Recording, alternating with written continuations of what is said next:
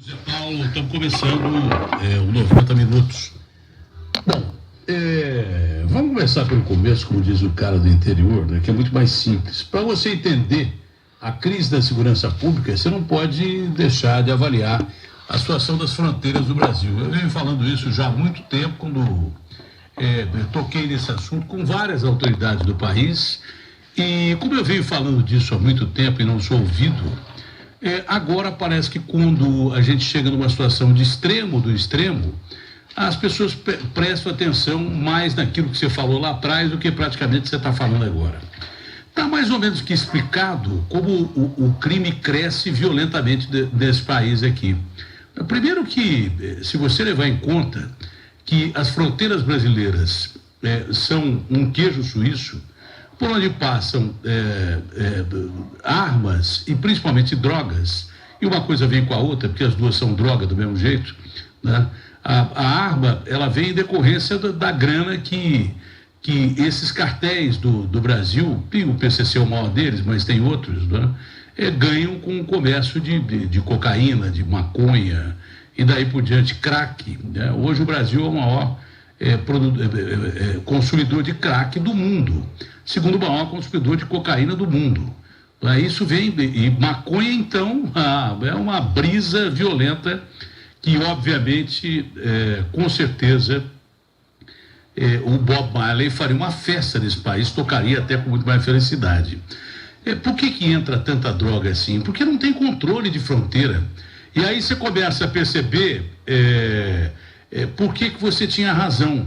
O governo Temer cortou 54% da verba do sistema Cisfron, que é o sistema que o Odilon já havia dito há muito tempo para a gente, já vinha dizendo há muito tempo para a gente, que é um sistema de defesa muito bem bolado, mas que estava sucateado. Por exemplo, o sistema que utiliza drones, não é verdade? Drones que hoje são uma das armas mais importantes para o combate tanto da criminalidade como também para, obviamente, deslocamento de tropas terroristas e daí por diante, né? Ou tropas inimigas. O drone é fundamental, que é o tal de avião não tripulado. O Brasil tem até um sistema legal disso, só que está tudo sucateado. Acho que tem um funcionando, o outro não funciona. Quer dizer, mas se você corta 54% da verba das Forças Armadas para policiar nossas fronteiras, não adianta dizer que ela tem 17 mil quilômetros e que vai daqui ao Japão. Se você não consegue controlar nem Paraguai, Peru, Colômbia, que fazem divisa com o Brasil, aqui Bolívia, que fazem divisa com o Brasil, e é de onde vem essa maldita droga, e de onde entram essas malditas armas pesadas que dificultam o trabalho dos policiais brasileiros, né? Obviamente que você está completamente trocando os pés pelas mãos. O crime só chega nos grandes centros de uma forma definitiva porque ele passa pela fronteira. Eu venho dizendo isso há muito tempo. Se não houver policiamento de fronteira, você está ferrado. Mais importante que botar exército no Rio de Janeiro, Marinho e Aeronáutica, você tem que fortalecer as nossas Forças Armadas na defesa, especificamente do nosso território, contra o nosso maior inimigo, que é o bandido traficante, que traz, obviamente, a violência para dentro da cidade, que traz armas pesadíssimas, né? Que os bandidos usam contra os policiais e, por consequência, contra a população. Bandido não pode ter fuzil. A polícia não precisa ter bazuca, mas o bandido não pode ter fuzil. Entendeu como é que é o negócio? Não pode ter. Então não adianta, é uma questão matemática. Quando eu ouço falar do corte de 54% de verba das Forças Armadas para o controle das nossas fronteiras secas, principalmente, né? Lá do Atlântico, então, não se fala, mas as fronteiras secas, com os países que produzem droga. O Brasil não fabrica droga e nem fabrica esses fuzis que estão aí, né? As armas que a gente fabrica são armas de péssima qualidade, que a nossa polícia, não sei se continua usando, porque parou de usar, porque a gente foi para cima, porque não funcionava, a bala ficava na agulha, ou então atirava quando não era devidamente necessário, provocando acidentes terríveis e até mortes. Mas então é básico o negócio. Se você corta 54% do orçamento das nossas Forças Armadas destinado a proteger nossas fronteiras, você aumenta em quase que 54%, é quase que proporcional o crime nas grandes cidades do Brasil. A coisa desembestou de uns tempos a essa parte, vem crescendo com a quebra do estado do Rio de Janeiro, saqueada por aquele bandido do Cabral, que já soma 100 anos de prisões, né? Porque ele saqueou o estado do Rio de Janeiro com a sua quadrilha. Ele e outros, o garotinho acabou de sair da cadeia, a mulher dele, a Rosinha, também acabou de sair da cadeia. O Pezão é produto desse garotinho e quase foi limado dessa intervenção que houve no Rio de Janeiro. O presidente Temer, naquela entrevista exclusiva para a gente lá no Palácio da Alvorada, deixou bem claro que se avaliou a possibilidade do afastamento do Pezão. E olhe lá se não fosse melhor ter afastado o Pezão mesmo. A gente é sempre favorável ao caminho pela via democrática, mas democracia não é roubo, não é anarquia, não é corrupção. Democracia não é isso. Democracia é respeitar principalmente ao povo e governar para o povo e pelo povo, e não para o bolso e pelo próprio bolso. Só pensam nisso, esses políticos ladrões, alguns que não valem absolutamente nada, outros que são pessoas honestas pra caramba, que a gente tem que confiar, mas que já passaram da bola no protecionismo e corporativismo a político ladrão. Tipo assim, eu não me sento do lado desse bandido ladrão. Você vai sentar do lado dele aqui no Congresso? Eu também não vou. Se os do bem e do consenso chegarem à conclusão que não podem sentar com bandidos que lá estão sentados através das benesses da lei, com grana paga a advogados que são muito bons e conseguem mantê-los nas brechas da lei, ainda sentados representando o povo, apesar de terem roubado o povo em sua maioria, na verdade, o Brasil já estaria muito melhor. Há muito corporativismo. O cara que é bom político, o cara que é bom cidadão, ele não pode deixar de tomar posição. Sendo omisso e permitindo que o vagabundo continue com ele no Congresso, ele está permitindo a bandalheira de uma forma definitiva e faz parte dela de uma forma definitiva. E, infelizmente, apesar de ser boa gente e não roubar por omissão, ele está permitindo que o cara sente ali do lado. Outra coisa para encerrar esse pequeno comentário de abertura, lembra quando eu meti o pau no Joesley, aquele canalha que com o irmão dele foi para a cadeia, outro canalha que está fora da cadeia, não sei se com tornozeleiro ou não. Ah, mas você não pode meter o pau nesse cara, porque esse cara aí é presidente do maior grupo exportador de carnes do país, frango, vaca, porco, sei lá o quê. Falei, pô, mas ele é ladrão, não pode, ele saqueou o BNDES. Ah, não, mas tome cuidado, porque o mercado publicitário depende desse cara. Eu quero que se exploda. Ele é ladrão, foi isso que eu falei desde o começo aqui. E agora a coisa não para por aí, né? Hoje a Operação Carne Fraca, meteram o pau na Polícia Federal, dizendo que a Polícia Federal era responsável por uma operação fantasiosa e tal. Deu no que deu.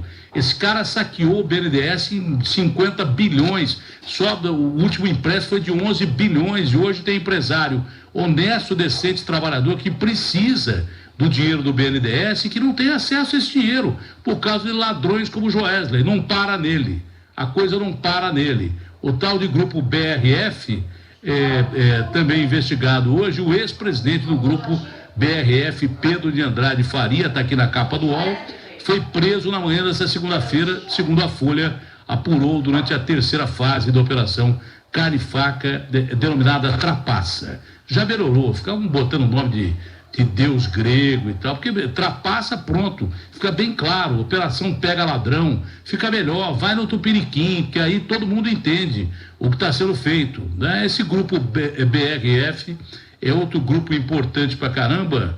Eu não vou falar, porque eu não sei. Isso aí não é daquela da Sadia, ô Agostinho? Ou eu estou errado? Se eu estiver errado, me perdoem.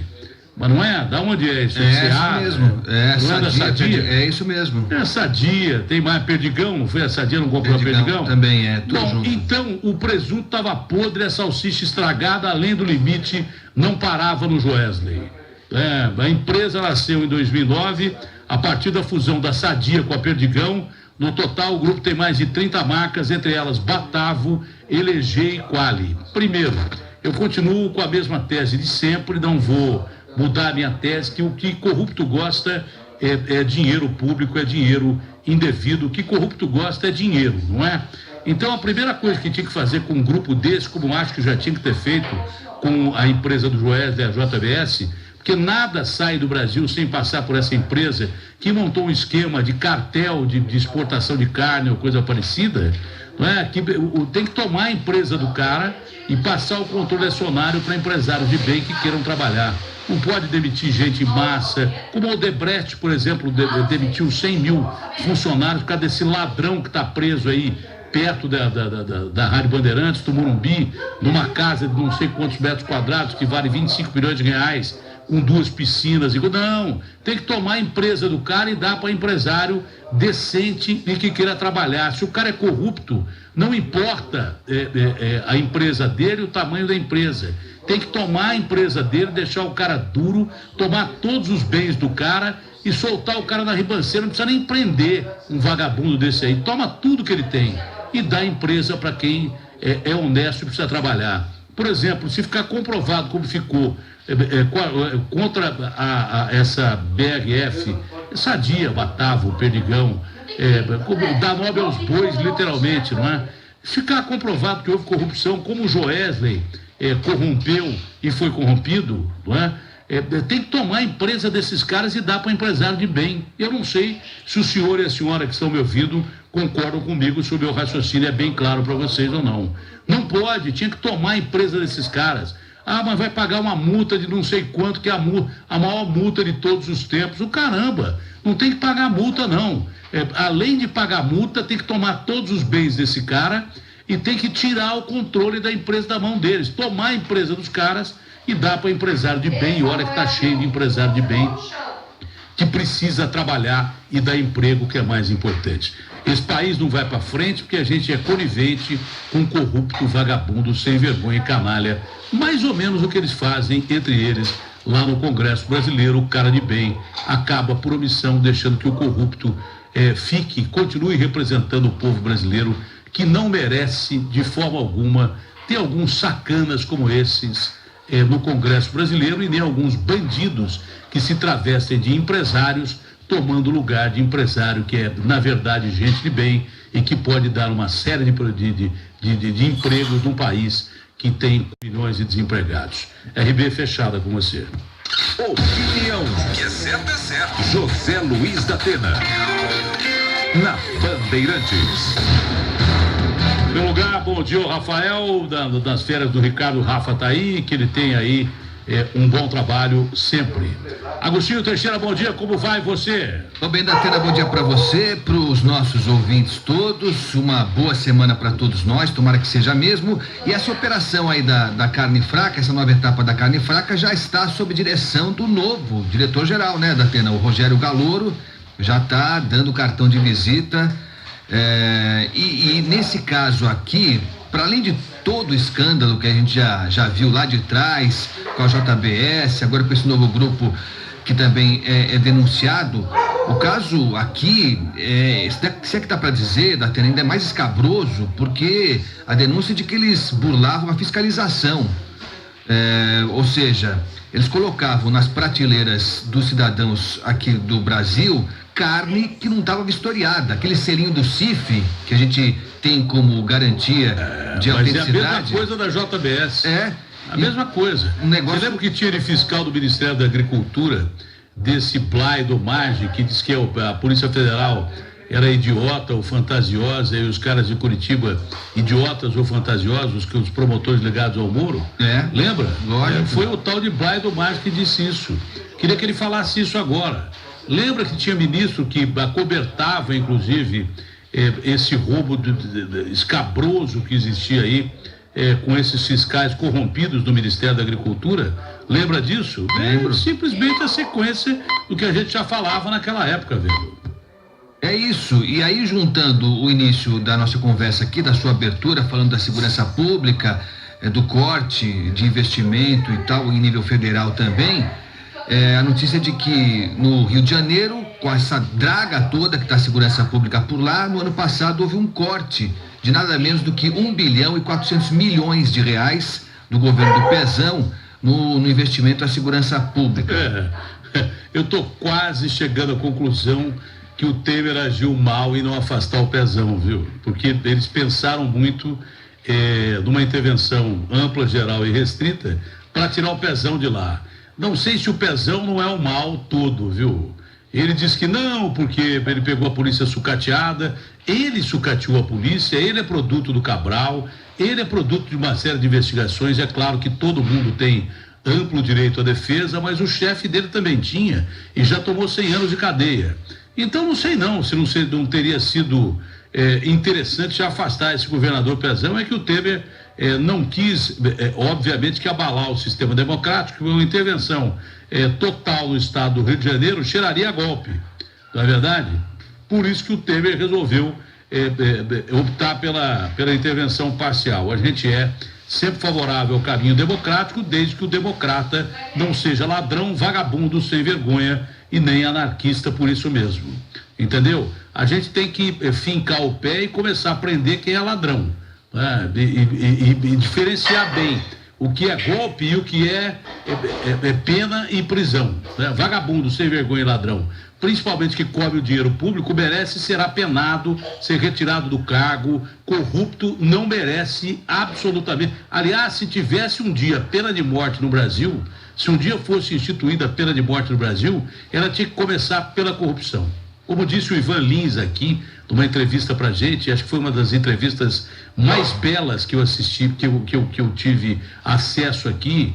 O Ivan Lins falou de uma forma clara que esses corruptos brasileiros, eles cometem genocídio, eles matam em massa. E eu concordo com ele. Se um dia tivesse pena de morte no Brasil, tinha que começar pelo corrupto, como lá na China, onde o cara dá um tiro na nuca do vagabundo, do corrupto, e a família tem que pagar a bala. Execução pública. Então tinha que começar pela corrupção. Se tivesse pena de morte no Brasil, que é responsável pelo carcomido sistema de segurança pública, que você não pode sair na rua e nem ficar na sua casa, você não tem o direito de ir e vir e nem de estar, que passa pelo sistema de educação que está depauperado, escola sem carteira e daí por diante, e chega, obviamente, na saúde pública, onde as pessoas morrem em fila de hospital.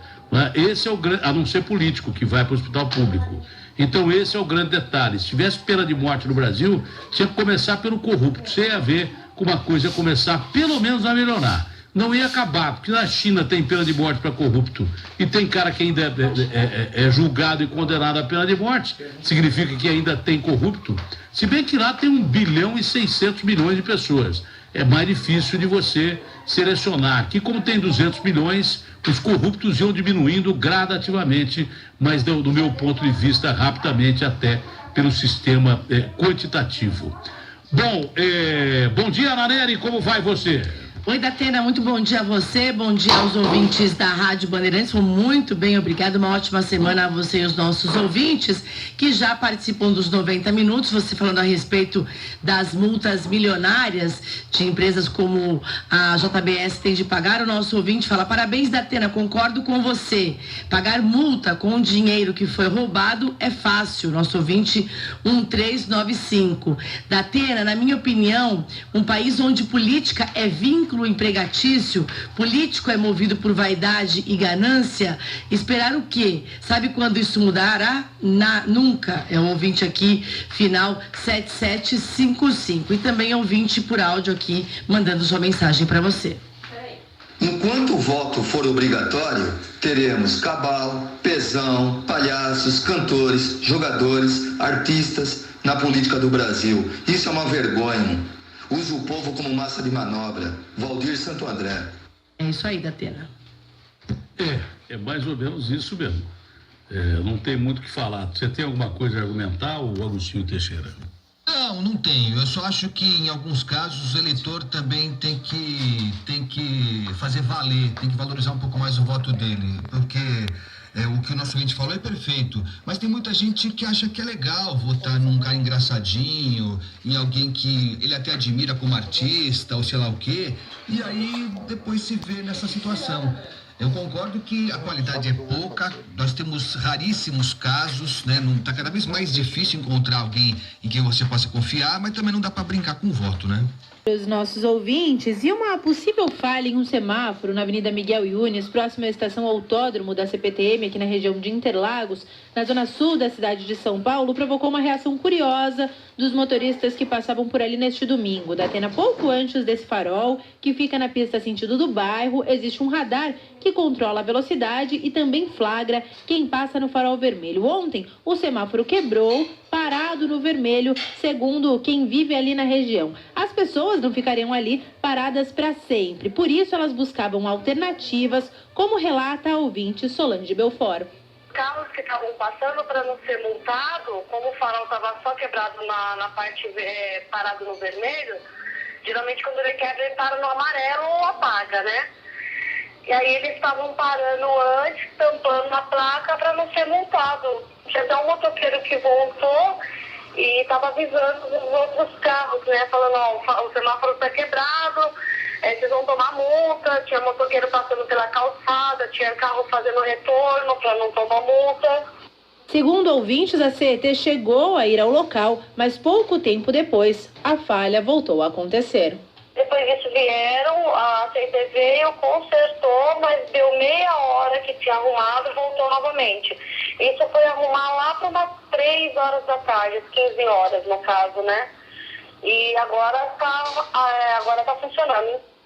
A infração de passar no semáforo vermelho da Atena é considerada gravíssima, com 7 pontos na habilitação e uma multa de R$ 293,47. A questão agora é saber se quem passou nesse farol que estava quebrado, segundo relatos desses ouvintes, tomou a multa por passar no semáforo vermelho. As imagens estão nas redes sociais da Rádio Bandeirantes da Atena. Primeiro, quem meteu o casaco, alguma coisa na placa, isso vai ser multado mesmo. Ah, mas a Atena está errado. Errado está deixar o farol lá quebrado, em primeiro lugar. Começa por aí. Ah, mas você está incentivando o cara a cometer crime? Não, estou incentivando a CT a agir mais rápido e consertar direito. E pronto, acabou. Segundo lugar, o outro detalhe é que o radar não quebra. O radar que está lá antes do semáforo não quebra, o semáforo quebra. Agora o radar não quebra de jeito nenhum. O raio do radar, eu continuo insistindo, eu não sei por que radar não quebra nunca e semáforo quebra toda hora. O João Otaviano falou comigo semana passada, lá no Brasil Urgente, olha, melhorou muito o negócio do semáforo, agora já começa segunda-feira com problema de semáforo. Ah, foi não interessa, deve ter outros por aí também, porque a cidade é muito grande. Então, eu queria saber por que o radar não quebra e o semáforo quebra toda hora. Aí o cara tem que passar pelo local, ele vai fazer o quê? O que ele vai fazer? Se ele passar pelo semáforo vermelho e for multado, é uma mão de obra desgraçada. Você já viu você receber dinheiro do governo, hein, Agostinho? Você, para pagar o governo, você está perdido, que o governo quebra você, porque o governo, sabe o que o governo faz com você? O governo mete juros de mora, faz você contratar advogado, dificulta tudo. Se você passar pelo semáforo que estava quebrado, para você provar que o semáforo estava quebrado, era uma coisa que provar que focinho de porco não é tomada. É uma dificuldade. Então, o que é? O cara pega e fala assim, eu não vou tomar multa para depois correr atrás de advogado. Foi lá e cobriu a placa. Está certo ou está errado? E isso, numa situação normal, está errado. É evidente, é crime. Você não pode fazer isso, é crime. O cara vai, inclusive, preso quando é pego com placa adulterada. Agora, se demora para consertar o radar, vai lá e faz um serviço porco, mal feito, e que quebra o radar de novo, o cara vai fazer o quê? Como é que ele vai fazer? Não vai passar pelo lugar? Então é complicado. Se o cara tem que passar por ali, entendeu? E não é porque é domingo, tem que ter plantão e tem que ir lá trabalhar. Parece que tinha, mas demorou a chegar e quem foi consertou, que nem o meu nariz. Muito ruim, entendeu? Porque quebrou de novo. Fernanda, o raio do semáforo está quebrado? Olha, Datena, eu conversei com o nosso ouvinte agora de manhã e disse que não, que agora já está funcionando normalmente, que esse problema durou mesmo ontem. Então, foi de manhã e hoje à tarde. E ontem não tem mais nem notícia aí, já não tem mais nem notícia. Agora, a notícia que existe é se o cara que passou pelo semáforo quebrado no vermelho, se esse cara que foi flagrado, não foi aquele cara que botou a jaqueta na placa ou sei lá, deu a volta pela calçada, se o cara que passou por aquele semáforo naquela hora vai ter a sua multa perdoada. Como é que ele faz para ter a multa perdoada? Eu acho que vai ser o famoso saco. Vai ser o famoso saco mesmo para o cara tentar resolver o problema. Não tem outra palavra. O João Otaviano está me ouvindo ou não? O presidente da CT? João Otaviano, uma pergunta técnica. O semáforo quebrou que horas ele foi consertado e quebrou de novo? E a pergunta técnica é uma só. Só tem uma pergunta para fazer para você. O cara que passou no horário que o semáforo estava quebrado, ele vai ter a multa perdoada ou ele tem que recorrer? Bom dia. Bom dia. Primeiro, são duas coisas. O radar que estava ali, ele não estava pegando essa autuação do semáforo. O radar funcionou normalmente.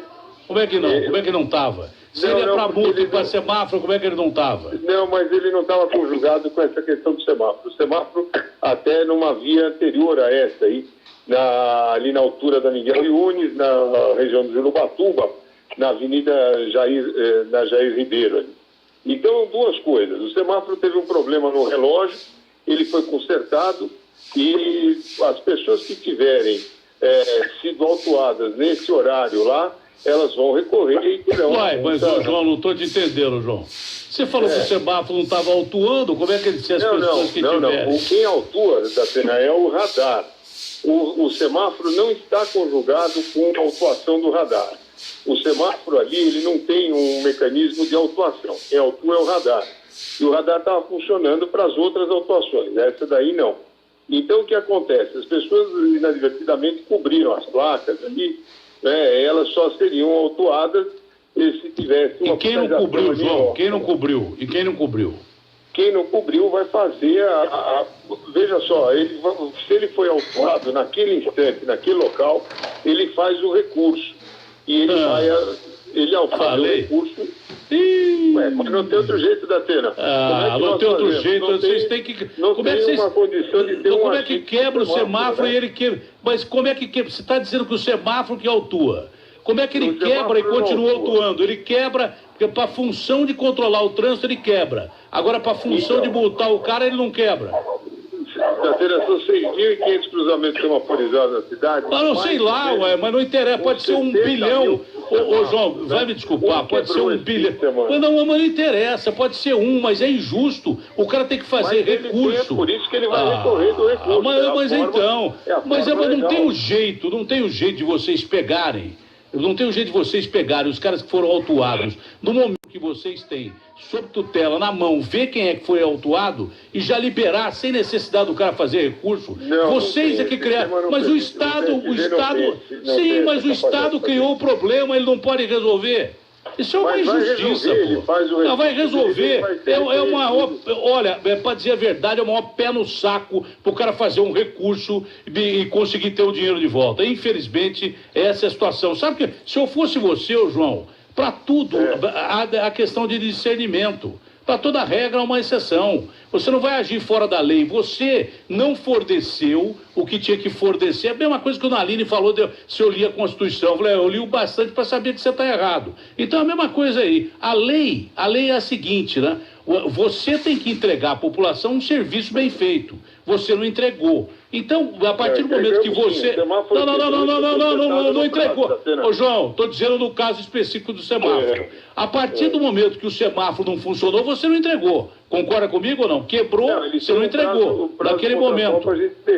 Eu sei, meu irmão. Mas o serviço que era de controlar o trânsito não foi entregue naquele espaço. 1 hora, 1h30, sei lá. Não é mais fácil, já que você não cumpriu com a obrigação do Estado? Não é você, o Estado não cumpriu com a obrigação de multar, de oferecer o controle de trânsito, de multar o cara por uma coisa injusta. Então é mais fácil você ver os caras que passaram aquela hora ali e já perdoar imediatamente o cara sem ter direito a recurso. Não é mais fácil? Isso poderia ser feito desde que a gente conseguisse alterar o Código de Trânsito, né? Aquele que define esse tipo de autuação. Eu sei, mas você não pode pelo menos levar isso a alguém que defina a situação? Eu acho importante a gente colocar isso. É só ter boa vontade para isso. É só ter isso. Você pode fazer isso, que me parece que o semáforo está aqui. O semáforo está funcionando lá agora? Agora está funcionando. Então, pera um pouquinho. Vamos ver. Você quer ver como uma coisa é complicada? Luiz, bom dia. Bom dia, Datena. Onde você está, Luiz, nesse momento? Acabei de passar pela Miguel Yunes, no sentido centro. Estou nas Nações Unidas, a CT está mexendo no farol agora e no radar. Ele está quebrado ainda. Não está quebrado. O pessoal está fazendo manutenção lá, mas não está quebrado, não. Ué, por que está fazendo manutenção se não está quebrado? Então, ajuste, não está quebrado não. Eu estou com a equipe aqui, eles acabaram de me passar a informação, estou com a foto do sistema funcionando. É que o pessoal vê o pessoal trabalhando lá, acha que está tudo quebrado. Não está não. Mas o cara ele tá na escada mexendo. Ué, mas se ele está na escada mexendo, o semáforo está funcionando, meu cara. Ele está fazendo o trabalho dele lá. O semáforo está funcionando normalmente. Ele está fazendo a manutenção ali e não necessariamente o semáforo está quebrado. Então, cuidado com a informação, para não desinformar as pessoas. Eu acabei de falar, meu amigo, o amarelo piscante dos dois lados. Ele é uma não está funcionando.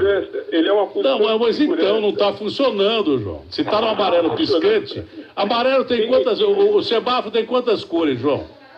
Ele faz o amarelo piscante com uma... Não, peraí, mas quantas cores ele tem? Datena, as 3 cores do semáforo... Três. Se está no amarelo piscante, ele não está funcionando. Ele está funcionando com... Não, ele não está funcionando.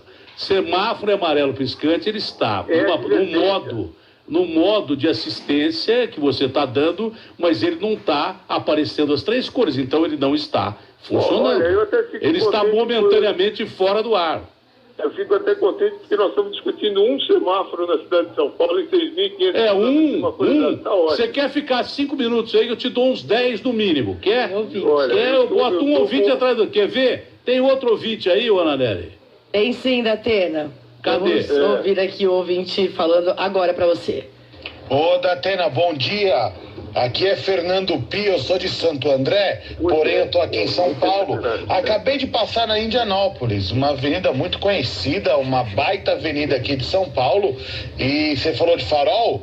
Vários faróis no amarelo piscante na Indianópolis. Tá uma confusão para cruzar, Datena, que eu não te conto, viu? Vamos ver o que o pessoal faz. Avisa aí, me ajuda aí, pô. Um abração, Datena. Já tem um monte. Você quer ficar mais um pouquinho aí, João? Você vai ficar você em amarelo piscante daqui a pouco. Datena, esse amarelo piscante em Indianópolis foi falta de energia. Eles estão restaurando mas João, você falou um. Já tem uns 6, 7. Quer ficar mais um pouquinho aí? Um era problema nosso da CT de consertar o relógio. Esses outros são problemas da alimentação. Aliás, João, o Agostinho vai falar contigo, mas por que você não tenta chegar para alguém e falar assim, olha, o semáforo estava quebrado naquele lugar, de tal hora a tal hora. Os caras que passaram lá vão perdoar a multa dos caras. Seria uma boa vontade do Estado para com os caras e seria uma coisa legal. Bom, então, vamos ver. Não, você encaminha mesmo, porque você sabe que eu vou ficar no seu pé. Não, você encaminha porque você sabe que eu vou ficar no seu pé. Eu sou chato. Eu posso ajudar como tenho ajudado sempre, faço o possível para ajudar. Você tem ajudado quando você entra lá no Brasil, gente, tem ajudado quando entra aqui. Você tem ajudado, eu não vou dizer que não tem ajudado, não. Mas, você está prometendo que vai vir. Não, eu estou falando sério. E é verdade. Então, vamos ver. E amanhã você me dá uma notícia aqui de manhã?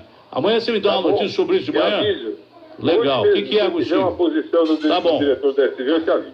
Legal. Fala, Agostinho. Tá certo. Ô, seu João, muito bom dia pro senhor. Só para entender, a gente já falou sobre isso algumas vezes. O senhor falou agora da Indianópolis, né? No seu ouvinte passou por lá, tá tudo embandeirado, porque faltou energia. Por que falta energia pro farol, pro semáforo, e não falta energia nunca pro radar? Não, isso também não é verdade. Falta também. Eu nunca vi. Que fornece Eletropaulo. É que o radar você não vê lá se ele está ligado ou desligado. Mas o radar não tem no-break? Não, tem o mesmo tipo de estrutura dos semáforos. Alguns têm, outros não têm. É isso que nós estamos modernizando, Agostinho. Nós estamos com esse trabalho agora de reformular toda essa rede, que está muito antiga, para uma rede mais competente, mais moderna, e que a gente possa atuar remotamente nela, né? Mas os radares acabam sofrendo o mesmo grau de falta de alimentação de energia quando tem esse tipo de problema. E aí é um problema da alimentação da fornecedora de energia elétrica, né? O senhor chegou a ver a imagem? O senhor chegou a ver a imagem do pessoal colocando uma cobertura na placa, colocando uma roupa na placa para passar ali no radar? Eu vi. Isso é uma atitude que não está correta, né? A pessoa tem que acreditar. Mas vai voltar a acontecer, né? Mas também não está correto você estar com o semáforo quebrado. Eu concordo que não está correto botar a placa ali. Faz parte do problema de manutenção de uma cidade como São Paulo, né? Mas eu vou falar da Atena. Vamos tentar resolver isso numa boa. Vamos tentar resolver para o cara não ter necessidade de recurso. Aí pronto, acaba a discussão e fica legal para você, fica legal para nós, fica legal para quem passou lá. Tá bom. Eu acho que é mais fácil. Isso é bíblico. Isso aqui é bíblico. Antes de você quebrar o pau do juiz, você conversa com o cara no meio do caminho, quem sabe resolve. Tá na Bíblia isso. Se não resolver, nós quebramos o pau. Tchau, João. Obrigado, Atena. Um abraço a você. Bom dia. Obrigado a você. Sabe o que é? Os caras não cumprem com a obrigação e depois o cara para recorrer é terrível. Ah, não vai conseguir nunca. Nunca. É complicado. E quer que eu te diga, ó, eu duvido que mudem isso. Estou confiando no seu João, ele vai se empenhar e tal. Nós vamos ficar pegando duvido. Aliás, ó, quem já passou por isso, eu já tive problemas, todo mundo já teve, né? Todo mundo já teve. Você não tem como recorrer. Eu já fui multado por estar usando o celular dirigindo o carro e eu estava sem celular no carro. Não, o mais emblemático foi você que foi multado por falta de capacete? Não. Não, um cara que foi multado por falta de capacete. E o cara falou assim, mas como capacete? Eu estou andando de carro. Ou eu não tenho moto. E o cara foi multado porque não estava usando capacete dentro do carro. Isso é uma coisa esdrúxula.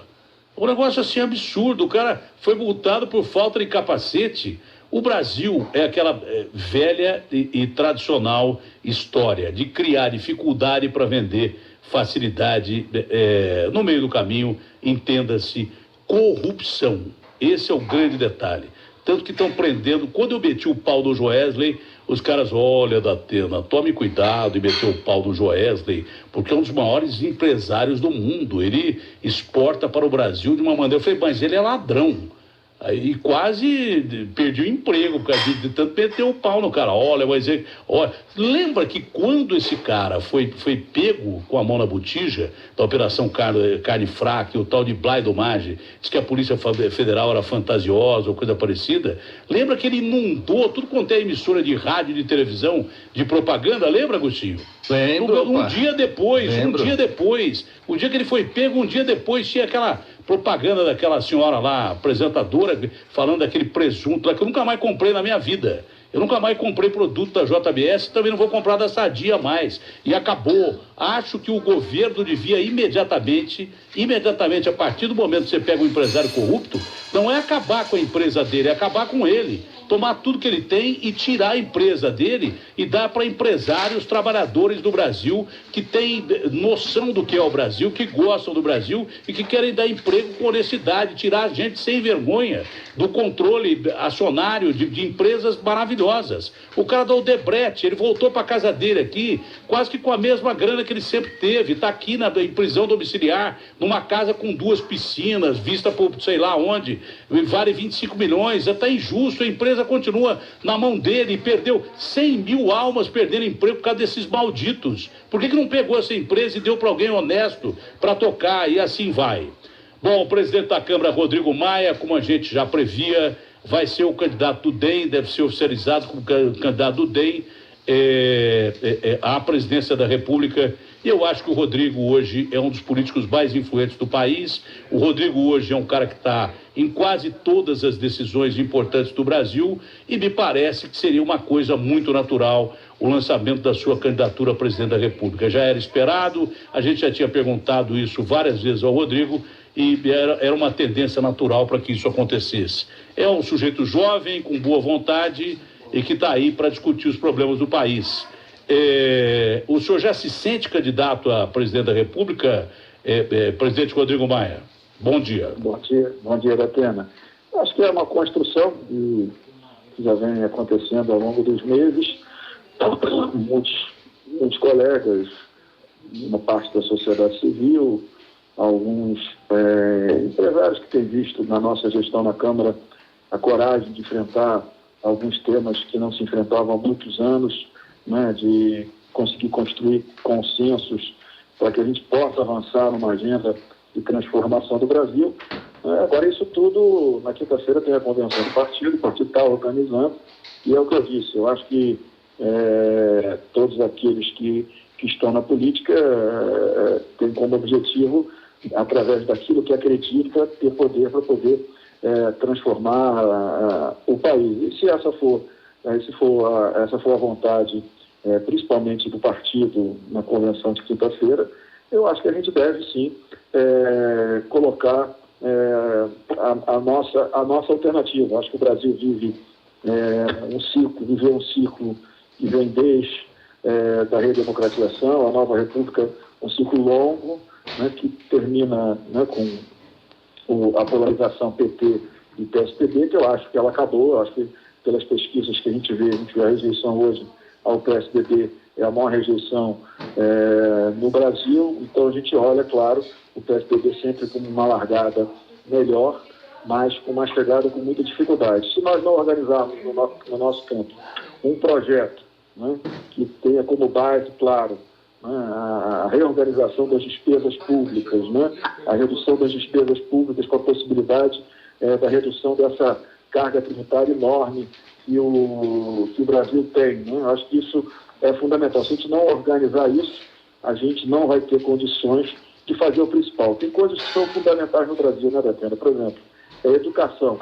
Nós temos hoje 1.800.000 jovens que não estudam e nem trabalham. Certamente você fala, infelizmente, muitos deles hoje, aí quando a gente fala de violência, de crime, do crime organizado, né? Então a gente precisa ter um olhar grande para essa juventude que está aí abandonada, que precisa ser recuperada pela sociedade, principalmente com educação, para que ela possa, com isso, ter uma esperança de vida, uma esperança de futuro, podendo voltar ao mercado de trabalho. Pelo menos ter uma primeira oportunidade no mercado de trabalho, porque isso é que garante cidadania. Então, eu acho que o Brasil está caminhando para esse novo momento, esse novo ciclo, esse ciclo de transformação. E eu digo transformação porque a revolução tecnológica, diferente das outras, da revolução industrial, que os ciclos levaram 100 anos para que as coisas amadurecessem, hoje, na revolução tecnológica, certos temas hoje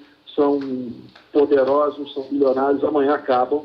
Então é nessa revolução tecnológica que eu acho que o Brasil precisa se inserir, porque hoje um erro do país de não investir em inovação e tecnologia e não incentivar, né, essas pequenas empresas, os startups, para que gerem condições, principalmente para o Estado. Eu acho que a grande revolução que o Brasil precisa na área de tecnologia é melhorar a gestão pública, dar melhores condições para que a saúde, que tem recursos, possa ter uma gestão melhor para reduzir fila, não apenas nos exames, nos dias, para que a tecnologia também seja um instrumento para todos os brasileiros.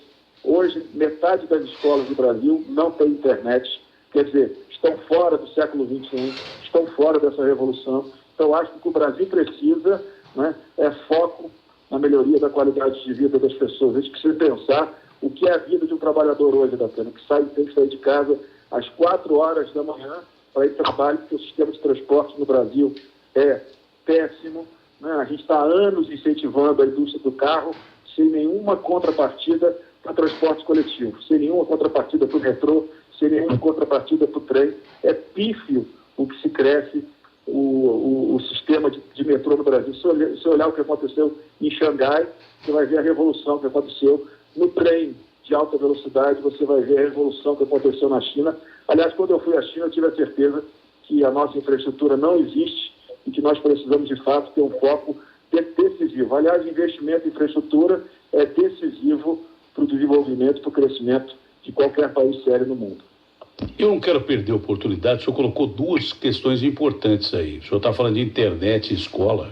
Bom, primeiro que o Brasil tem uma população de analfabetos que é maior do que a Bélgica. Ah, por que você citou a Bélgica? Porque a Bélgica tem lá Bruxelas, que é a capital da Comunidade Europeia. Por isso que eu citei. A gente tem mais do que uma Bélgica de analfabetos. Segundo o que o senhor falou, não tem internet da escola. Aqui em São Paulo, que é o estado mais rico da União, tinha escola sem carteira até o começo do ano, que as crianças tinham que sentar no chão e a merenda até que chegava na escola, mas não tinha merendeira contratada.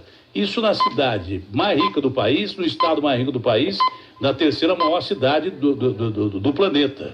Sem contar os rincões do Brasil, que nós estamos falando em nível de Brasil. Mais ainda, o transporte coletivo, o senhor falou uma coisa interessantíssima.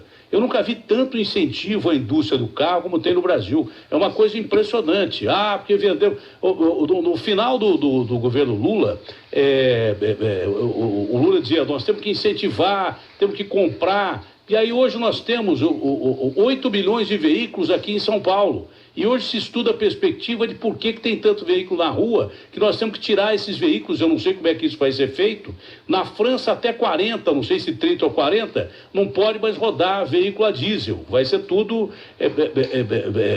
com energia elétrica ou coisa parecida. Aqui a gente não tem condição de fazer isso, tem o Opalão velho andando até hoje, eu não sei como é que o cara vai comprar o carro elétrico. Isso vai ficar na mão de quem vem para frente aí. Mas a gente lotou as ruas do Brasil vendendo carro com, teoricamente, custo zero, né? Porque só o IPI do carro do Brasil é caro pra caramba, e você paga por um carro que é um Calhambeque lá na Europa, preço de um carro de bacana aqui no Brasil. É um negócio assim impressionante. E transporte coletivo, o metrô, por exemplo, aqui da cidade de São Paulo, estou citando como exemplo a cidade de São Paulo, liga nada absolutamente em lugar nenhum, não chegou a 100 quilômetros, começou praticamente uma reconstrução, como na cidade do México, no mesmo ano. Lá os caras têm 300 quilômetros de metrô e nós não temos nada aqui, não sai de 100 quilômetros. E vou dizer mais, hein? Não dá para comparar a economia mexicana com a economia brasileira, estou comparando com o México. Então, dois problemas vitais, além de todos os outros que a gente já tem, mas que aparentemente você poderia resolver praticando políticas mais justas da área de educação e de economia também, visando mobilidade urbana de verdade, não é verdade? E visando educação. País sem educação, você joga na lata do lixo. Eu concordo com tudo que o senhor falou aí. Agora, para chegar no ponto de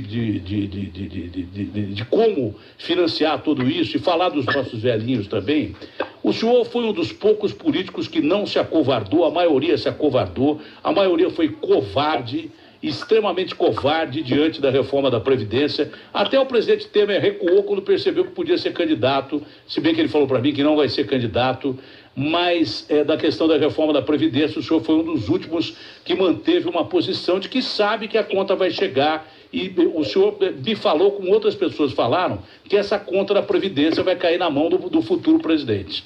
O senhor não teme que seja cobrado por isso de uma campanha eleitoral, ou pelo contrário, esse é um assunto muito transparente, claro e cristalino, que quando o senhor defendeu a reforma da Previdência, o senhor defendia que a Previdência sobrevivesse para não chegar a um caos como chegaram Portugal e Grécia. Mas a conta não pode chegar para o senhor não pode pagar por ter peitado essa situação e ter não se omitido com a maioria desses covardes, desses caras que se escondem atrás de um cargo e pensam só neles e não no povo? Olha, Datena, deixa eu te falar, a gente precisa primeiro conhecer os problemas, né? Eu acho que nessa área das despesas eu tenho estudado com muito cuidado, tenho aprendido com os melhores economistas, daqueles que eu respeito, que eu admiro. E depois a gente tem que ter coragem para enfrentar esses problemas, como nós enfrentamos vários. A terceirização, a reforma trabalhista, a mudança da regra da taxa de juros do BNDES, que só beneficiava grandes empresas, prejudicava o resto do sistema, concentrando 20% do crédito do Brasil em empresas com faturamento acima de 700 milhões. A mudança da regra vai ajudar a diluir esse crédito. Então, essa coragem para enfrentar e para falar a verdade. Eu acho que o Brasil cansou da política, né, que a pessoa dá a volta para não enfrentar o problema. A gente tem um problema. O setor público hoje recebe de forma desproporcional a aposentadoria em relação ao setor privado. A aposentadoria média do regime geral do trabalhador mais simples, do trabalhador brasileiro, é aproximadamente R$ 1.700 no INSS. No regime público, a média é R$ 9.000. E no Poder Legislativo é 28, no Poder Judiciário é 26. A gente tem que falar os números como eles são. Então, a gente precisa ter como mantra a igualdade das condições previdenciárias entre o trabalhador do setor público e do setor privado. Isso, para mim, é base. O Brasil crescendo, no curto prazo, a gente tem um alívio do déficit da Previdência do INSS, mas o regime público vai continuar crescendo. Nós não queremos tirar R$1 de um servidor público que nós respeitamos e admiramos aqueles que conseguiram, pelo concurso, chegar onde chegaram. Agora, todos precisam entender que o Brasil não pode concentrar as suas riquezas em cima de 1,5 milhão de pessoas, abrindo mão dos outros milhões de brasileiros que estão aí, como a gente falou em alguns casos na educação, abandonados. Então, enfrentar esse problema, garantir igualdade de condições, pedir ao trabalhador do setor público, que vai conseguir se aposentar ainda com seus 25, 30 mil reais, que ele não se aposente com 55, que ele possa trabalhar até 60, 62, 64, igual o da Atena, a 66% dos trabalhadores aposentados no regime do INSS que ganham um salário mínimo e só se aposentam com 65 anos. Eu acho que isso não é defender lado nenhum, isso é defender o que é justo, que é a igualdade das condições. O trabalhador que ganha mais, tudo bem, ele entrou no sistema, ele tem um salário maior, vai ter uma aposentadoria melhor, mas nós precisamos pedir a ele para que o sistema não quebre, para que o próprio não seja prejudicado, nem o do serviço público, nem o do regime geral. Porque se o sistema, de fato, continuar crescendo a sua dívida líquida, né, entre o que entra de arrecadação no ano e o que tem que se pagar de despesa todo ano, são 50 bilhões de reais por ano. Eu vou te dar um exemplo da Atena. Para a gente universalizar o saneamento, que é saúde, onde as nossas crianças nas comunidades, desculpa o termo, estão pisando todo dia na lama, na merda, desculpa esse termo, né? Com 50 milhões por ano, em 4 anos, nós universalizamos o saneamento no Brasil. Então não é justo que a Previdência cresça 50 bilhões por ano, entendeu? Enquanto tem criança jogando bola, brincando de piscina na lama com esgoto. Então isso não é justo, isso não é correto, e nós precisamos, e a população cansou, a gente precisa de um governo, que não necessariamente tem que ser o do DEM, mas a gente precisa de um governo que enfrente esses problemas, que tire os benefícios, que seja do setor público, né, e também do setor privado, porque o setor privado hoje consome 285 bilhões de reais do orçamento da União, com incentivos, benefícios, exonerações, muitas delas corretas, porque geram emprego, mas muitas delas beneficiando empresas sem nenhum benefício para a sociedade brasileira. Então, enquanto a gente não enfrentar esses debates, a gente não vai ter recursos para acabar com a falta da internet na escola, para acabar com a falta de cama para que criança numa creche possa dormir. 66% das creches não tem uma cama adequada para as crianças, para que a gente possa melhorar, valorizar o professor, para que ele possa ensinar melhor as nossas crianças e que a gente recupere esses jovens hoje que estão entregues ao tráfico de drogas. E o tráfico de drogas e o tráfico de armas hoje representa 55% dos homicídios no Brasil, da nossa violência, e a gente precisa, assim, nós vamos, independente de candidatura, agora troca um pouquinho, falo como presidente da Câmara, nós vamos apresentar um projeto que vai endurecer as leis para esses criminosos, né, que se beneficiam da legislação flexível brasileira, entram por uma porta no presídio de 10 meses, depois saem pela outra para continuar cometendo crime e para desrespeitar a polícia. E nós precisamos de dinheiro sim, que está tendo, e vejo pelo meu estado, Rio de Janeiro, para reequipar a polícia. A polícia no meu estado, pelo menos, e acho que na maioria deles, com a crise fiscal, com a crise econômica, passaram a perder todas as condições de trabalho, de que seja de viatura, de que seja de tecnologia para fazer a investigação de forma correta. Eu acho que a gente precisa entender que a sociedade cansou desse Estado burocrático, que cansa, que dificulta a vida das pessoas, e ter um Estado simples. A tecnologia pode nos garantir um Estado simples, pode nos garantir uma fiscalização da Receita online, onde você acabe quase com 100% da sonegação, quando todas as transações estarão acontecendo de forma online, a própria arrecadação e o próprio pagamento a estados e municípios da sua parte, mas com isso, né, acabando basicamente com papel moeda, você inclusive acaba com a corrupção, sem dúvida nenhuma, e você vai ter uma base de arrecadação muito maior. Então a tecnologia pode nos ajudar na educação, pode nos ajudar na segurança, pode nos ajudar muito na melhoria da gestão da saúde, mas principalmente a tecnologia vai conseguir, como consegue já em alguns países menores, como a Estônia e a Suécia, nos dar condições de ter uma base de moeda digital para que a gente acabe definitivamente com a sonegação de impostos e sem aumentar impostos. Muito pelo contrário, reduzindo impostos, a gente possa aumentar a base, né, ter uma arrecadação maior, né, atendendo melhor a sociedade, mas cobrando menos impostos. Também esse é outro tema que a sociedade cansou. Principalmente a classe média paga muitos impostos e não tem retorno nenhum de serviço da sociedade para a sociedade brasileira. Não, com gente pagando mais e pagando, a divisão é mais justa e clara, não tem dúvida disso. A evasão fiscal, muita gente não sabe, mas a evasão fiscal, o cara que deixa de pagar imposto, ele prejudica mais o Brasil do que o corrupto, é uma coisa impressionante. A evasão fiscal é 3 vezes mais de prejuízo para o Estado do que a corrupção, que são dois males que têm que ser combatidos, é claro. Mas se você fizer com que o cara que está pagando imposto acredite que o dinheiro dele vai ser utilizado em benefício dele mesmo, ele vai pagar com vontade. É difícil você pagar imposto num país que você não tem educação, você não tem saúde, você não tem segurança pública, o cara não te entrega nada. Então, um centavo que ele te cobre já é um centavo indevido. Tem país em que o cara paga muito imposto, mas se sente tranquilo porque tem uma baita de uma educação, tem uma escola paga e tem uma medicina, claro, que à disposição do cidadão quando ele precisa.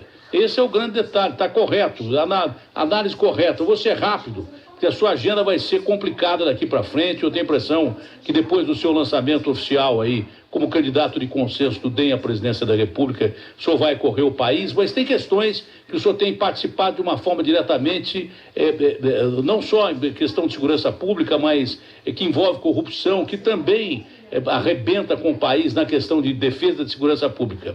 Primeiro detalhe, que o senhor participou, foi consultado sobre o novo Ministério de Segurança. Eu falei sábado com o Jugman, foi a primeira entrevista que ele deu depois das coletivas que ele tinha dado. Ele atendeu a gente na sexta-feira, aliás, durante um sequestro que estava acontecendo em Madureira, no seu estado, no Rio de Janeiro.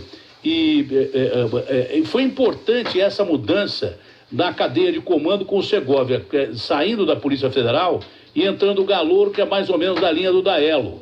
E começou o negócio de novo, de reforço da Lava Jato, com mais uma operação sendo realizada hoje, com o ex-presidente da BRF sendo levado à cadeia e mais 13 mandatos sendo cumpridos no país por questão de corrupção. Esse é o caminho, presidente Rodrigo Maia? Olha, a criação do Ministério tem que ser aplaudida. A sociedade demanda prioridade também no tema segurança pública para o curto prazo, né? No curto prazo é fundamental que se organize o tema de segurança pública. Foi uma ótima escolha do presidente. Primeiro, foi uma decisão de coragem do presidente Michel, porque nenhum outro presidente teve coragem de assumir a responsabilidade sobre a segurança pública, que a gente sabe que é complexo, que é difícil solução. Mas assumir essa responsabilidade é um passo gigante. Nós, juntos com o ministro Hugo, vamos construir, a partir das próximas semanas, o projeto de lei que vai dar as condições dessa integração, o Sistema Integrado de Segurança Pública.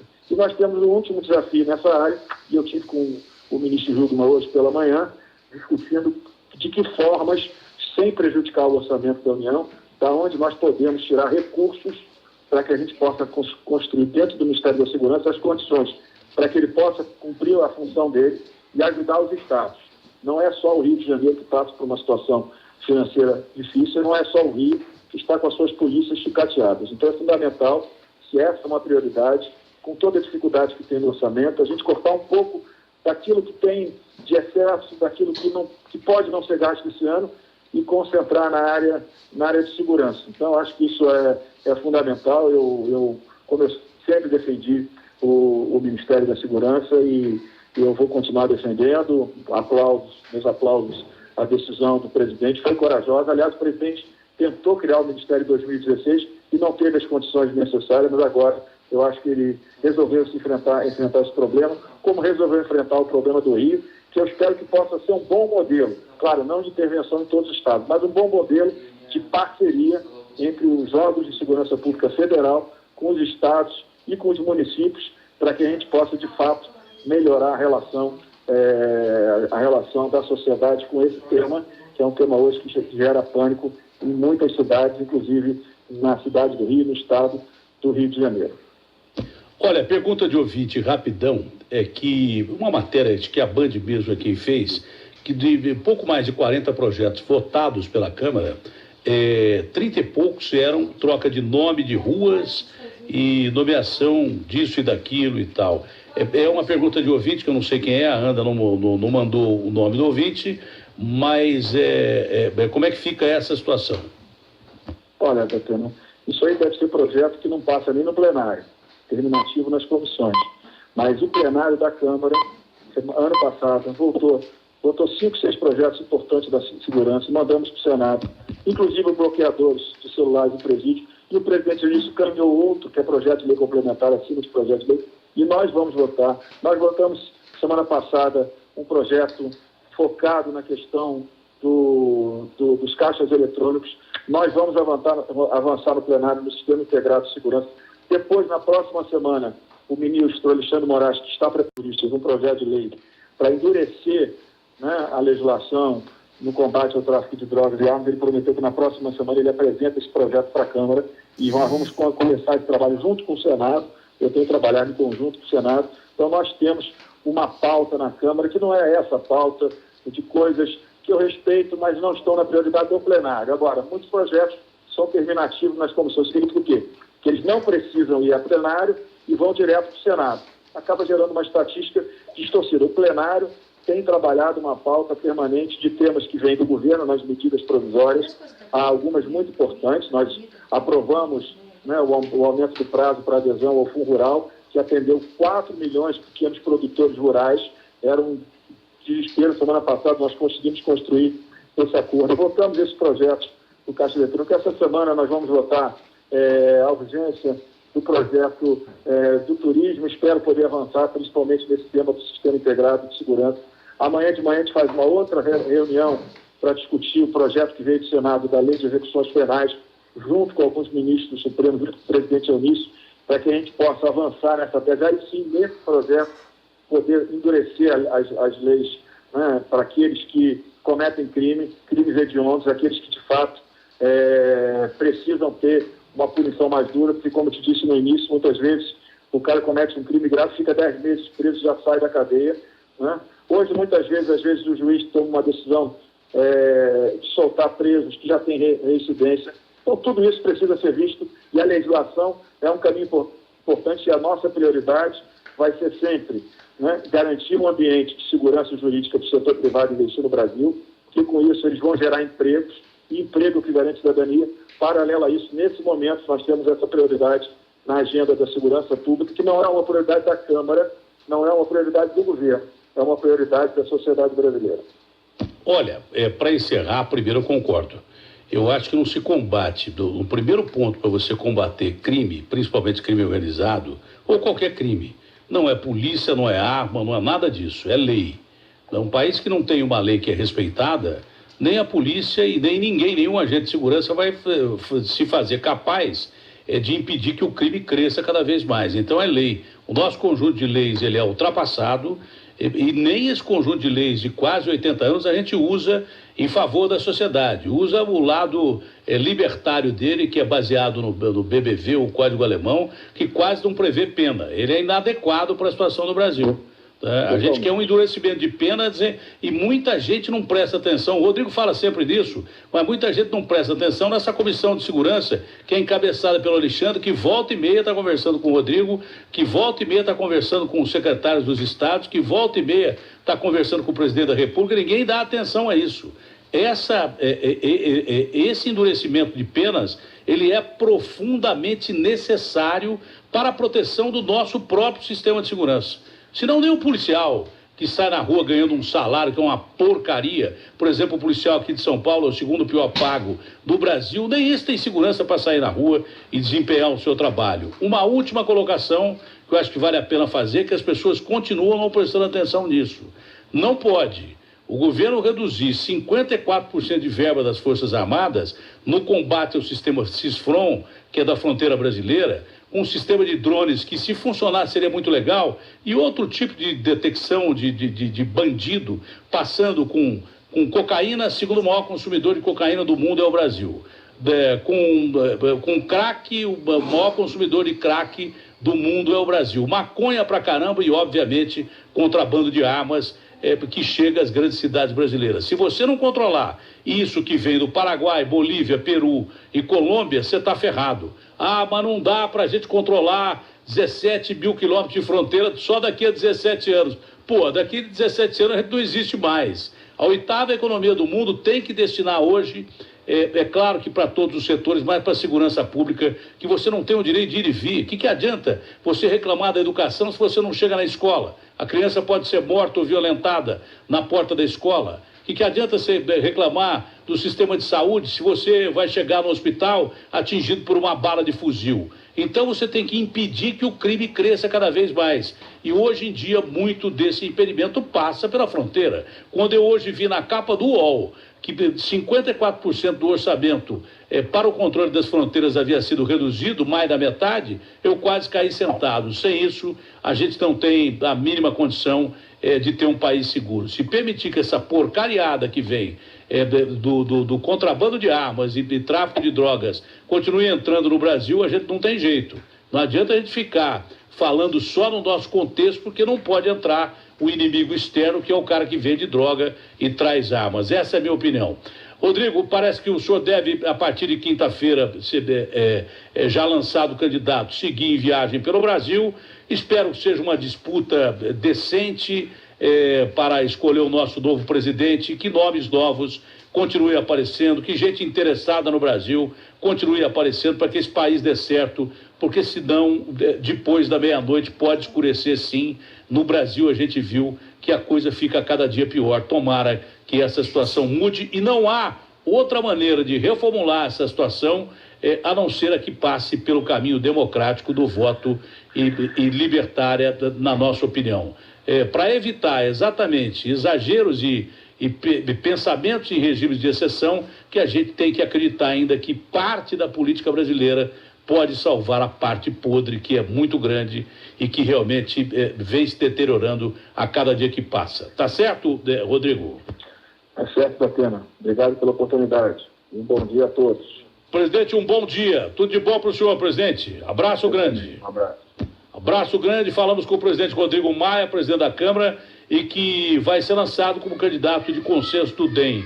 O Rodrigo vai dar trabalho para os caras, viu? Vai dar trabalho porque ele é um político que está em todos os centros de decisão e do lado bom dessas decisões até agora, ele vai dar trabalho, é um político novo. Lógico que como todo mundo tem esqueleto no armário, né? Não adianta nem perguntar, porque o cara vai começar a responder, ele vai responder no debate, mas vai dar trabalho, bem porque se for para esqueleto do armário, tem gente que nem vai, tem gente que vai, mas tem problema, não é verdade? Bem porque os caras acham, quando não tem, os caras vão achar, não é, Agostinho? É verdade, acaba achando mesmo e nem é tão difícil, vamos falar a verdade. Como ele falou no início da entrevista, os partidos tradicionais, aquela divisão PSDB-PT que pautou as últimas eleições, ela está bem desgastada pelo desgaste dos próprios partidos, né? E com a saída quase que certa do ex-presidente Lula da disputa, né? Não deve participar mesmo da eleição. Aí a gente já falou isso muitas vezes, né? Datena abre espaço para que outros candidatos que não surgiriam apareçam. Então vai dar uma briga boa mesmo e vai ser interessante caso o presidente Temer decida concorrer. Ele disse na entrevista que não, né? Falou, jurou de pé junto que não, mas vai saber, né? Caso decida concorrer, vai ser interessante ver um debate entre Michel Temer e Rodrigo Maia, enfim, e os outros candidatos também que devem participar dessa disputa. Agora, se você me permite, Datena, só queria registrar uma coisa aqui rapidíssima, ainda em relação àquele outro assunto que nós falamos no início, daquele semáforo quebrado lá na Miguel Yunes, que o seu João Otaviano falou pra gente aqui e tal, não sei o quê. Interessante que o Garrafa me chamou a atenção que no Twitter da Prefeitura de São Paulo, e depois ele envia para o site da Secretaria de Transporte da Prefeitura, eles estão alertando que é boato essa história de que houve isso, de que o farol estava quebrado e essa gravação foi feita. Então a gente queria avisar que o Twitter está mentindo, porque nós mostramos fatos, gente que viu e gente que passou de lá. E o seu João confirmou, o seu João Otaviano, né? Confirmou que houve problema mesmo, que vai ter que recorrer da multa. Quem está escrevendo no Twitter da Prefeitura está mentindo clamorosamente. Bem claro isso. O próprio presidente da CET confirmou que teve problema mesmo. Vai ter que recorrer, não é isso? Da multa? É isso aí. Falou, então, exatamente. Boato é uma ova que é boato. O Twitter é mentiroso. Bom, primeiro, lamentar a morte daquele rapaz, o Astori, que morreu de anteontem para ontem na concentração da Fiorentina. E você vê como é que é a lei lá, né, Agostinho? Já abriram o caso como homicídio culposo. Ele morreu dormindo, mas já abriram com homicídio culposo. Morte sem intenção de matar, mas já abriram com homicídio culposo. O natural seria, o cara morreu em terra, morreu dormindo, concorda comigo ou não? Mas já abriram com a dúvida, eu falei assim, vamos apurar. saber se o cara tinha problema e estava jogando, se alguém foi sacana e deixou o cara jogar com problema médico, e daí por diante. Você vê como é que é diferente o negócio, né? Bem diferente. É outra bem coisa. Não é outra coisa? Lógico. Pode chegar à conclusão de que, de fato, foi algo inevitável e tal, mal súbito, mas uma coisa aqui assim. O cara já estaria chorando, acendendo vela, rezando, orando, e esqueceu o caso. Vamos pra frente. É verdade. Lá não, já abriram o caso como homicídio culposo. Tudo indica, o cara morreu dormindo e tal, que não tinha nenhum problema, ou pelo menos isso aí não tinha sido diagnosticado e tal. Agora vai saber, por isso que os caras funcionam de uma outra maneira. A lei desses países, o bicho pega mesmo. Agora eu tô pé da vida. Bruno, só um segundinho, eu tô pé da vida com esse negócio de que, não é por nada. O Messi cai um fio de cabelo do Messi, mesma situação difícil, aqueles caras quase morrem por causa do Messi lá no Barcelona. Na Argentina não. Na Argentina é que nem no Brasil, os caras arrebentam com o cara. Mas eles morrem por causa do Messi. E o Messi vai lá e conquista títulos e tal, como o Neymar ajudou o Messi a conquistar vários títulos do Barcelona. Ajudou o Santos, ajudou a seleção brasileira e vai tentar ajudar a conquistar um título mundial. Mas o que estão fazendo com o Neymar, eu estou achando uma grande sacanagem na França, viu? Mas muito, muito. O cara está machucado e os caras só falam que o PSG não precisa dele, que ele não fez falta no jogo contra o Troyes. Pouco o Troyes... Até minha avó jogando de ponta esquerda no ataque do Paris Saint-Germain seria artilheira. Até minha avó, entendeu? E agora fica esse Emery, que foi o responsável pelo Neymar ter ficado em campo mais do que devia num jogo que já estava ganho por 3-0. Vem dizer, olha, esse momento para o PSG é demais, que a França toda se una. Para dizer a verdade, eu nunca torci tanto contra um time que nem o PSG. Eu falei desde o começo aqui, você é prova disso. Apostei até com o Neto que o Real Madrid bailava com o PSG. Lembra que eu falei aqui? Falei, o Real Madrid tem muito mais camisa que o PSG, apesar de estar em crise, vai passar pelo PSG. Lembra que eu falei? Lembro, falou. Agora eu vou torcer para não passar. Eu vou ver esse jogo na Band amanhã, vou ouvir na rádio, a rádio vai transmitir, não vai? Vai. Então, vou fazer as duas coisas ao mesmo tempo. Na verdade, é capaz de eu assistir em outro lugar. É o que eu tenho que falar, que eu vou ver na Band e vou ouvir na rádio, porque senão os caras me enchem o saco também. Então, é isso aí, vou fazer as duas coisas ao mesmo tempo. Fazer 3, tá? Eu ouço em outro lugar, na Band e aqui na rádio. Tá bom assim, Agostinho? Tá ótimo. No fim, eu fico acompanhando pelo site da Band, de preferência, e pelo UOL também, pronto, que eu gosto. Não interessa onde eu vou ver, isso é problema meu. Mas o lance é o seguinte, o Oliveira vai narrar, eu vou ver porque o Oliveira me colocou na televisão, por isso que eu vou ver na Band. O Oliveira foi o cara que me colocou na televisão, ele se lamenta disso todo dia da vida dele. Mas você não acha que estão sacaneando demais com o cara? Pô, o cara machucou, pô. O cara só não tá jogando porque ele quebrou o pé. Que culpa ele tem de ter quebrado o pé? Agora, você me dizer que o Neymar não faz falta pro raio do PSG, isso é uma brincadeira. O Barcelona até ontem não passava um fio de agulha antes do jogo do Atlético, é que o Messi fez um gol de falta na Bacia das Almas. Por que se o Barcelona ontem, que chegou a ficar 11, 12 pontos na frente do segundo colocado lá na Espanha para ganhar a Liga, ontem, se ele perde o jogo ou empata o jogo, pô, a barba ia crescer. Contra o Atlético, chegou a possibilidade do Atlético vencer lá no Camp Nou e quase, o jogo foi muito ruim, qualquer um que ganhasse estava bem dado o resultado, se não fosse aquele gol de falta do Messi. Se o Atlético tivesse ganho, estava praticamente a um ponto de diferença na Liga, você entendeu? Então como é que o Neymar não faz falta? Dizer que o Barcelona é melhor que sem o Neymar. Contrataram 2 caras, o Coutinho, que é bom de bola, e o Dembélé, que também é bom jogador, não deu meio o Neymar. Então é sacanagem que estão fazendo com o Neymar, eu acho. Faz falta, lógico, todo mundo sabe que o Neymar faz falta demais, todo mundo sabe, a gente vai ver isso amanhã, não vai demorar 24 horas, um pouco mais de 24 horas pra gente perceber a falta que o Neymar faz pro PSG, e faz pra seleção brasileira, e faz pra qualquer equipe. Graças a Deus, pelo que dizem os especialistas, vai estar no jeito ali para disputar a Copa do Mundo pela seleção brasileira. Agora, talvez, querendo ser um pouco generoso, Datena, talvez eles estejam falando assim para estimular o pessoal que vai entrar em campo amanhã, para quem sabe, num milagre, fantástico, conseguir reverter essa situação. Não. Real Madrid passa pelo PSG. Passa, acho que o Ronaldo marca de novo amanhã. Vai marcar de novo. Se bem que tem um detalhe, né? Toda vez que eu torço para um time, o time baila, viu? Não é assim, torcer não. pro PSG. Não. Quando eu dou palpite é outra coisa, mas... bom, vamos ver. Vamos esperar para ver como é que fica, ok? Bruna Barbosa, oi, Bruninha. O que você acha, Bruninha? Quem ganha, o Real Madrid ou o PSG? Oi, Datena, eu espero que o Real Madrid, mas... Boa, Bruninha! Toda vez que eu torço não dá muito certo, então acho que eu não vou nem assistir para ver se dá sorte, assim. Tá bom. Seguinte, vamos falar de febre amarela, Datena, porque, olha, as campanhas de vacinação continuam sem alcançar as metas que foram definidas nas principais cidades onde essas campanhas estão sendo realizadas. No Rio de Janeiro, por exemplo, cerca de 250 mil pessoas foram imunizadas no último sábado, no dia D, promovido em 92 cidades do estado. O resultado, no entanto, ficou bem abaixo da meta prevista, que era vacinar 500 mil pessoas.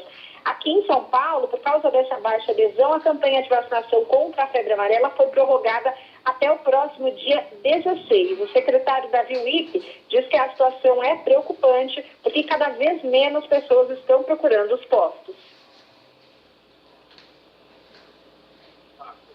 Tinha que entrar alguém aí ou acabou? Eu não estou entendendo. A princípio era para entrar o Davi Wipe da Atena. Bom, não sei se essa sonora tá aí, cadê o Davi Wipe? Não tem aí o Davi Wipe aí? Mas, de qualquer forma, o secretário, como eu disse, afirma que essa situação é preocupante porque as pessoas precisam se vacinar. Ele deu uma entrevista para nós aqui da Rádio Bandeirantes, atualizando também os números da doença no estado de São Paulo. O que acontece? Esse balanço é feito sempre com base do primeiro dia do ano passado. Então, do primeiro dia de 2017 até a última sexta-feira agora, que foi no dia 2 de março, um balanço que se faz semanalmente. E até o momento temos 286 casos com 102 mortes.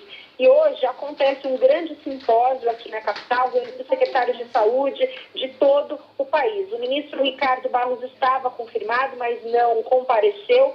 Aqui estão sendo debatidos o cenário da doença de febre amarela, algumas ações de monitoramento que o Estado de São Paulo faz, prevenção e também controle.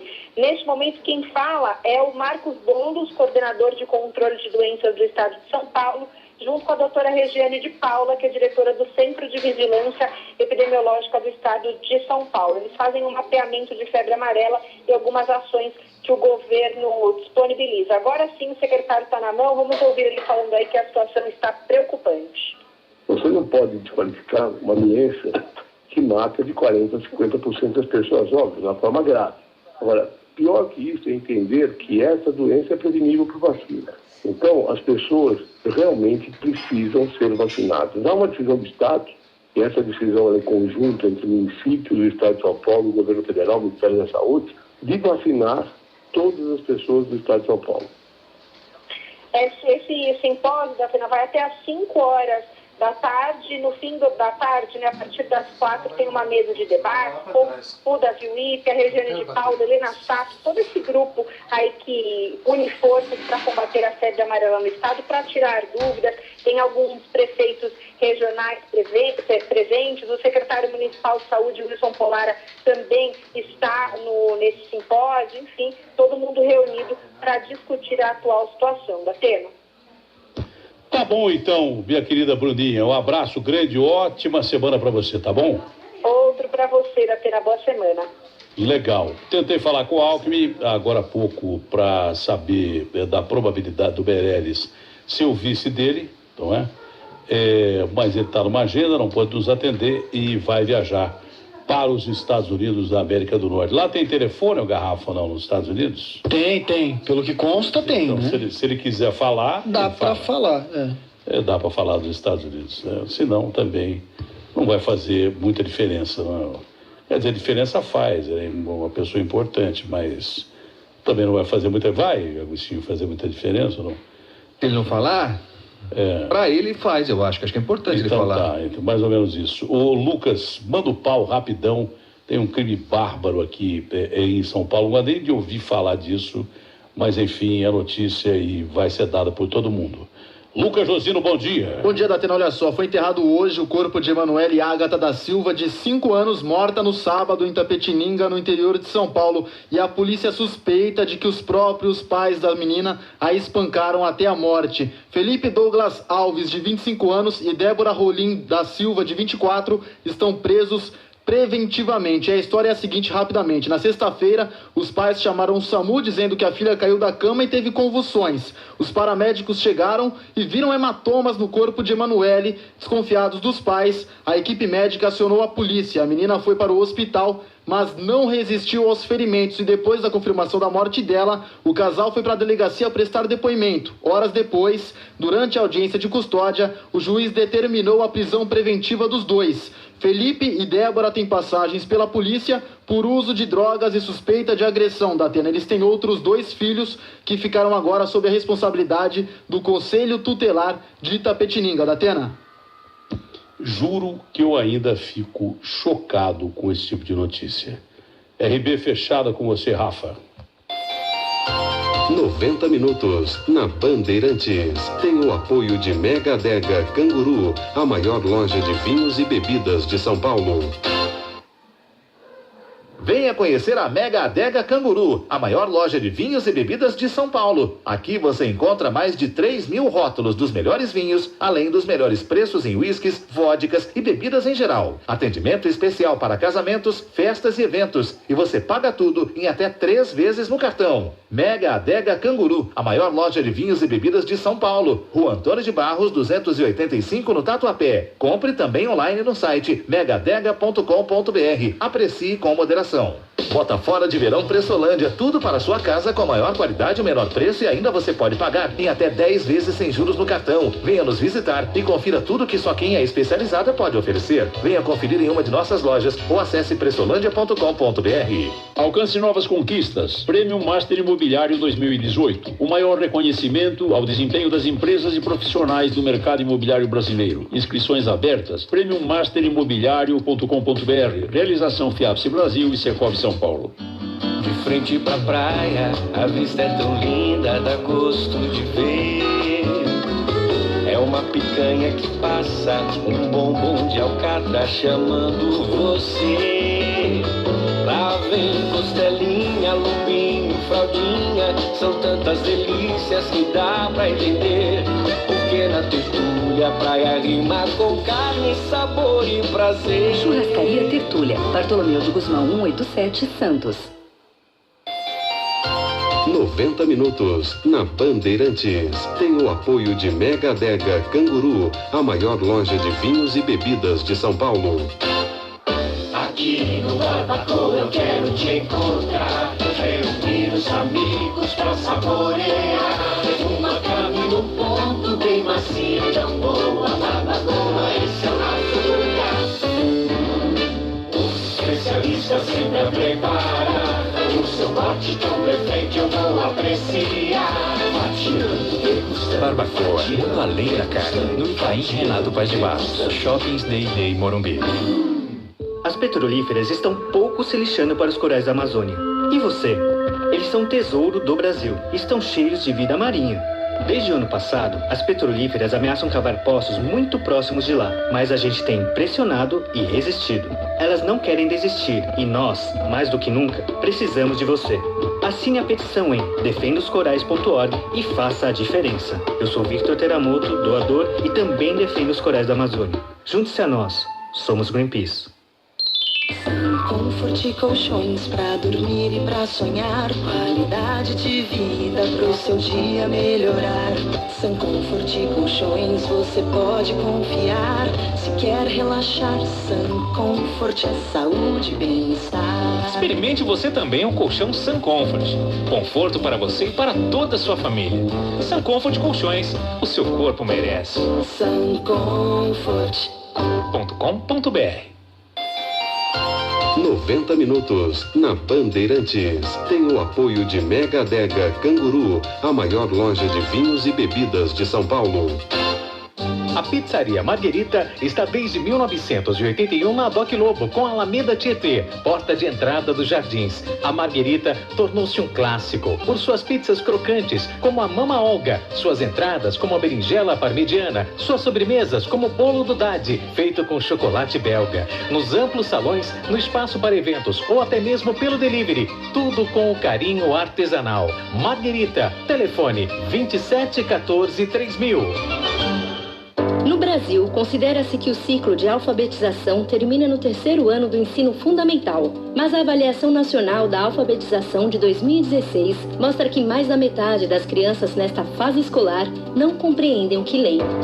Se você acha que essa situação precisa mudar, ajude a tornar real para milhares de crianças a oportunidade de melhorar a leitura. Acesse lbv.org/nota10 e participe. Dá pra ver na expressão energia, satisfação. Em casa, na empresa, em todo lugar. Tá na cara que é seu. Sucesso e resultado. Tá na cara que é seu. Garantia de verdade. Tá na cara que é seu. No trabalho, no lazer, na expressão dá pra ver. Tá na cara que é seu. Fios e cabos elétricos Sil. Tá na cara que é seu. Sil.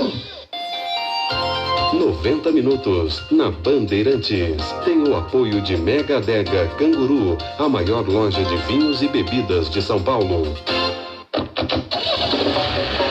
É da estrada.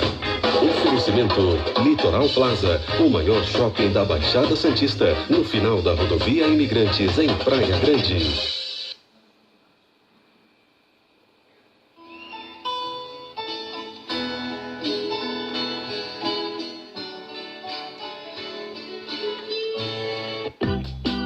Limpa e tranquila, a Praia Mococa é menos movimentada que a vizinha Cocanha, mas também abriga diversos quiosques e barraquinhas ao longo da orla. Esse sossego atrai muitas famílias que vão para Caraguatatuba, no litoral de São Paulo, só para visitá-la. A areia é branquinha e o mar é calmo, excelente para as crianças. A Praia da Mococa é o local mais próximo da Ilha do Tamanduá, muito procurada para a prática de pesca esportiva e mergulho livre. Ela fica a 14 quilômetros do centro de Caraguá, no sentido Ubatuba. Verão, na Rádio Bandeirantes. Oferecimento Litoral Plaza, o maior shopping da Baixada Santista, no final da rodovia Imigrantes, em Praia Grande.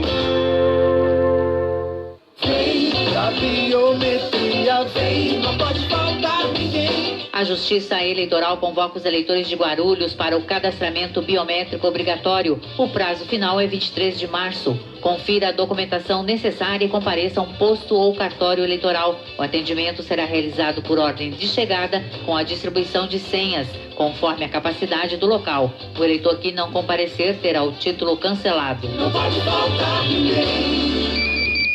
Venha conhecer a Mega Adega Canguru, a maior loja de vinhos e bebidas de São Paulo. Aqui você encontra mais de 3.000 rótulos dos melhores vinhos, além dos melhores preços em uísques, vodkas e bebidas em geral. Atendimento especial para casamentos, festas e eventos. E você paga tudo em até 3 vezes no cartão. Mega Adega Canguru, a maior loja de vinhos e bebidas de São Paulo. Rua Antônio de Barros, 285 no Tatuapé. Compre também online no site megadega.com.br. Aprecie com moderação.